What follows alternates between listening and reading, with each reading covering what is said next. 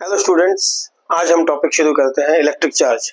I hope आपको मेरे पहले टॉपिक जो मैंने पढ़ाए हैं, पोटेंशियल डिफरेंस हो गया, वोल्ट मीटर हो गया, उसके पहले के जो टॉपिक्स हैं कंडक्टर, इंसुलेटर, वो समझ में आए होंगे।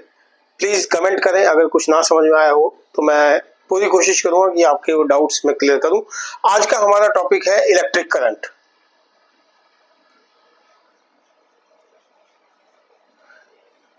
जैसा कि हमने एक वीडियो में पढ़ा कि हमारे घर में जो बिजली की सप्लाई आती है, करंट की सप्लाई आती है, या मैं कहूँ इलेक्ट्रिसिटी की सप्लाई आती है, तो दैट इज इन मोशन, एक मोशन में आती है। तो हम बात करते हैं करंट।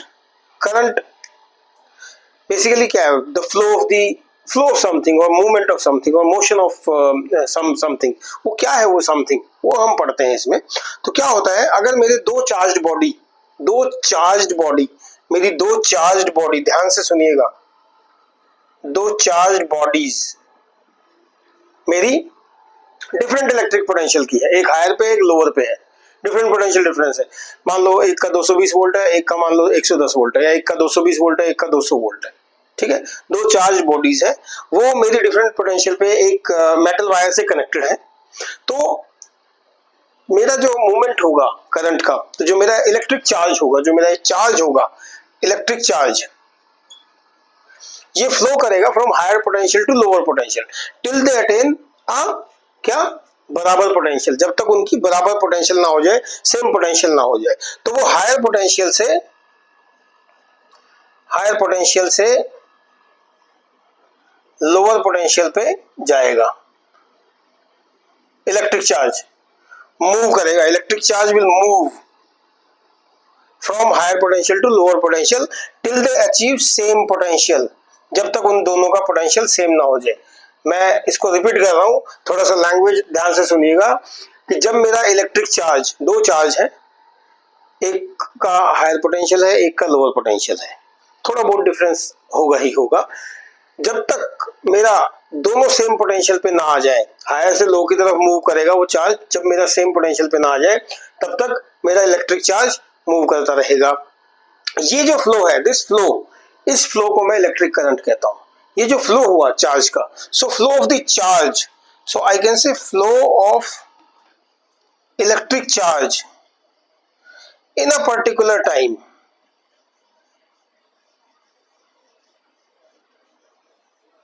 Is current.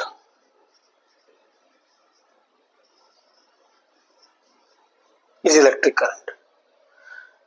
ठीक है, मतलब rate of flow of the charge, rate of flow जब मैं बात करता हूं, तो मतलब किसी पर्टिकुलर टाइम में किसी चार्ज का मूव करना, वो मेरा करंट कहलाता है। करंट को मैं आई से डिनोट करता हूं, यानी कि मैं आई यानी कि करंट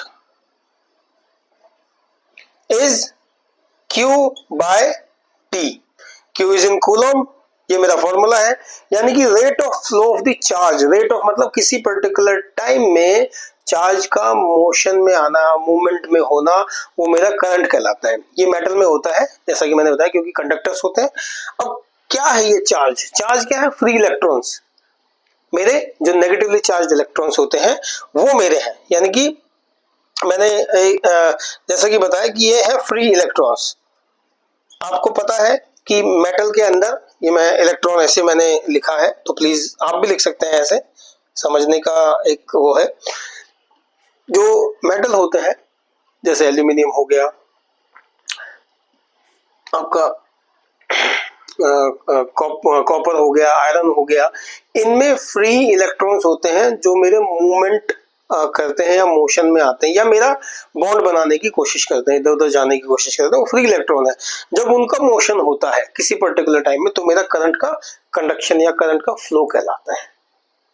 ठीक है बच्चों, ये बहुत ही आसान है इसको समझने का तरीका, कि मेरा चार्ज जब किसी हायर पोटेंशियल से लोअर पोटेंशियल पे जब मेरा जा रहा है, till they attain same potential, किसी पर्टिकुलर टाइम में, तो मेरा करंट का फ्लो कहलाएगा। यानी कि मेरा करंट मूव कर रहा है, मेरा करंट हो रहा है, वहां पे इलेक्ट्रिक करंट जनरेट हो रहा है, इलेक्ट्रिक करंट वहां पे अवेलेबल है। ठीक है, अब हम बात करते हैं SI unit of current. SI unit of electric current is ampere. Ampere इसकी एसआई यूनिट है, जिसको हम एएमपी भी बोलते हैं कभी कभी, ठीक है। और हम ए से भी डिनोट कर देते हैं, जैसे वोल्टेज को वी से, जूल्स को जे से, जेएस एस छोटा करके, ऐसे ही एम्पियर को ए से हम डिनोट करते हैं। अब क्या कहता है ये कि अगर कोई एक कूलम का चार्ज किसी एक सेकंड में, अगर कोई एक कूलम का चार्ज किसी एक सेकंड में मेरा मूव करता है, इसका मतलब मेरा करंट जो है वो 1 एम्पियर का फ्लो हो रहा है उस सर्किट में। सर्किट के बारे में मैं पढ़ाऊंगा। इसका मतलब उसमें जो करंट है वो 1 एम्पियर का मेरा मोशन में आ रहा है, मेरा मूव कर रहा है, ठीक है। तो अब मैं इसको कैसे लिख सकता हूं, जैसे 1 ampere is equal to 1 coulomb by 1 second. मैं इसको लिख सकता हूं ऐसे, मैं इसको ऐसे लिख सकता हूं कि 1 ampere is equal to 1 coulomb divided by 1 second, किसी पर्टिकुलर सेकेंड में, ठीक है। तो 1 A is equal to 1 coulomb by 1 second. एक कूलम जब होगा, जब एक एम्पियर जब होगा, जब एक कूलम का चार्ज मेरा एक सेकंड में फ्लो करेगा, मूव करेगा, ठीक है। नाउ जो करंट है ना, बहुत बहुत ज्यादा भी हो सकता है, कम भी हो सकता है, तो हम करंट को मिली एम्पियर में भी मेजर कर सकते हैं। यानी कि अगर मेरा करंट 1, ये अगर मैं बात करूं कि 1 milli ampere, milli ampere is equal to 10 to the power -3 ampere, और I can say 1 bye 1000 ampere. ये ध्यान रखिएगा, this is the smallest quantity, milli ampere is the smallest quantity, milli ampere is the smallest quantity. जो current होता है ना, जो ये एम्पियर में मेजर होता है, इसको हम एक एपरेटस से, जैसे हमने वोल्टेज के लिए एक एपरेटस यूज किया था पोटेंशियल डिफरेंस मेजर करने के लिए, वोल्ट मीटर, ऐसे ही करंट को मेजर करने के लिए एक इंस्ट्रूमेंट यूज होता है। उसका नाम क्या है बताओ जल्दी से? एमीटर। क्या बोलते हैं? एमीटर। क्या बोलते हैं? इसका नाम है एमीटर, जिसको हम लिखते हैं AMMETER, एमीटर। ये एक इंस्ट्रूमेंट है जो, जैसे वोल्ट मीटर होता है वोल्टेज को मेजर करने के लिए, हमने पढ़ा था volt meter to measure voltage,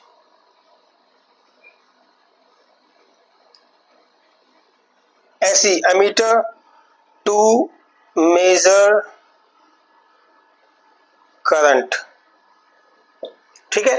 ये हमेशा किसी भी सर्किट में एक सीरीज में लगता है, connected in series, always connected in series, पहला पॉइंट। और दूसरा पॉइंट, हैविंग लो रेजिस्टेंस। भाई अगर इसकी रेजिस्टेंस ज्यादा होगी तो करंट का फ्लो ही नहीं कर पाएगा, तो इसकी रेजिस्टेंस होना कम है, should have a very low resistance. तो रेजिस्टेंस कम होगी तो मेरा करंट का कंडक्शन ज्यादा होगा। वो मैं आपको आगे जब मैं ओम्स लॉ पढ़ाऊंगा ना, तो उसमें समझ में आएगा कि कैसे मेरा करंट, पोटेंशियल और रेजिस्टेंस, ये तीनों कैसे मेरा रिलेट करते हैं। मैं अपनी नेक्स्ट वीडियोस में जरूर उसको कवर करूंगा। तो यहाँ पर क्या था, एमीटर का क्या है, to measure current connected in series and low resistance. जैसे एमीटर का डिवाइस है, मान लो ये एक एमीटर लगा दिया, यहाँ पे पॉजिटिव एंड हो गया, ये इसका नेगेटिव एंड हो गया, और ये जैसे हमने पढ़ा था कंडक्टर, तो यहाँ पे इसको मैं डिनोट करूंगा, मान लो ये सर्किट है, ये ए पॉइंट हो गया, ये बी पॉइंट हो गया, ये एमीटर है ये, ठीक है जी, ये बी पॉइंट हो गया, और ये मेरा करंट का कंडक्शन, ये मेरी वेरिएबल रेजिस्टेंस है सी। इस सर्किट में ये सीरीज में लग रहा है। और यहाँ क्या था वोल्ट मीटर में कि it is connected in parallel, connected in parallel. दूसरा क्या था, हाई रेजिस्टेंस। अब देखो मैंने दोनों का डिफरेंस बता दिया आपको, वोल्ट मीटर का भी और एमीटर का भी, बहुत आसान भाषा में, बहुत आसान भाषा में, कि भैया ये करंट मेजर करता है एमीटर, ये मेरा वोल्टेज मेजर करता है, ये मेरा सीरीज में कनेक्टेड है, ये मेरा पैरेलल में कनेक्टेड है, इसकी मेरी रेजिस्टेंस लो है, इसकी मेरी रेजिस्टेंस हाई है। इसका डायग्राम मैंने सीरीज का बनाया था, इसका डायग्राम मैंने आपको बताया था उस दिन, मैं दोबारा बता देता हूं। ये वोल्ट मीटर है, ये पॉइंट ए हो गया, करंट यहां से आया, ये पॉइंट बी हो गया, ये मेरा पॉजिटिव एंड है और ये मेरा नेगेटिव एंड है, ये मेरा कंडक्टर है। तो ये क्या है, सीरीज में, इसके रिस्पेक्ट में ये पैरेलल में है, इसके रिस्पेक्ट में ये सीरीज में है। तो ये सीरीज में लगेगा, ये पैरेलल में लगेगा। हमेशा ध्यान रखिएगा जब हम आगे की क्लासेस में पढ़ेंगे, जब आप एक्सपेरिमेंट करेंगे, जब आपको वैल्यू निकालनी होगी करंट कंडक्शन की, जब आपको पोटेंशियल, आपको डिवाइस दे दिए जाएंगे लेबोरेटरी में, आपको एक मीटर पकड़ा दिया जाएगा, एक आपको वोल्ट मीटर पकड़ा दिया जाएगा, फिर उसमें वायर को कनेक्ट करेंगे, ऊपर उसमें कनेक्ट करने के लिए वो होता है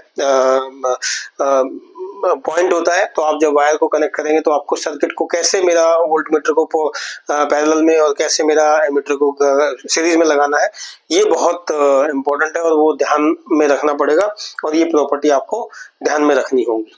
ठीक है बच्चों, अब हम मूव करते हैं कुछ न्यूमेरिकल्स, जो कि इम्पोर्टेंट पार्ट है, क्योंकि अब क्या है ना, फिजिक्स में न्यूमेरिकल के बिना तो कुछ है नहीं।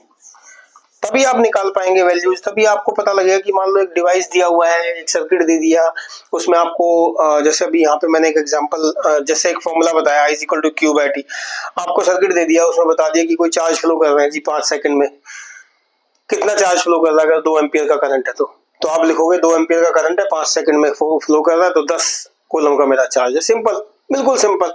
जैसे मैं एग्जांपल बताऊं, क्या बोला मैंने कि 2 एम्पियर का मेरा करंट है, चार्ज कितना होगा अगर मेरा 5 सेकंड में वो मूव कर रहा है। बहुत सिंपल है। तो Q = 10 कूलम, ऐसे निकालना है, ऐसे ही क्वेश्चन आएंगे। अभी देख तो एक क्वेश्चन देखते हैं। कहता है an electric bulb draw a current, ध्यान से सुनिएगा, एक इलेक्ट्रिक बल्ब है,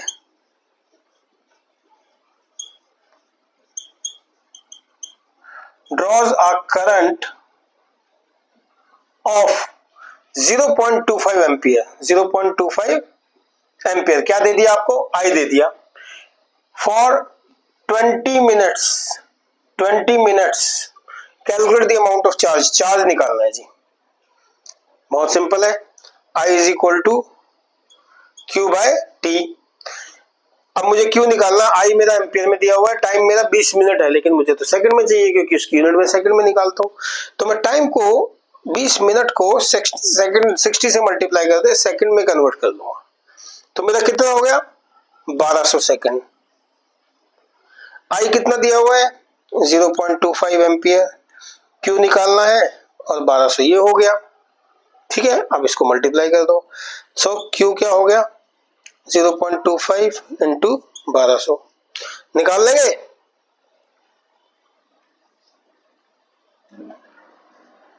कितना आ गया 300 कूलम्स। सिंपल निकालने का तरीका है, ये पॉइंट हटाओ, नीचे कितनी जीरो आ गई, ये 2 जीरो से कट गई, तो ये क्या आ गया 25 इंटू 12, यानी कि 300 कूलम का मेरा चार्ज होगा। ठीक है बच्चों, ठीक है। अब हम नेक्स्ट क्लास में अगला टॉपिक पढ़ेंगे, तो आज के लिए अभी इतना ही। Thank you. मेरी वीडियो को लाइक करें, सब्सक्राइब करें, शेयर करें अपने दोस्तों के साथ और कमेंट जरूर करें। Thank you so much.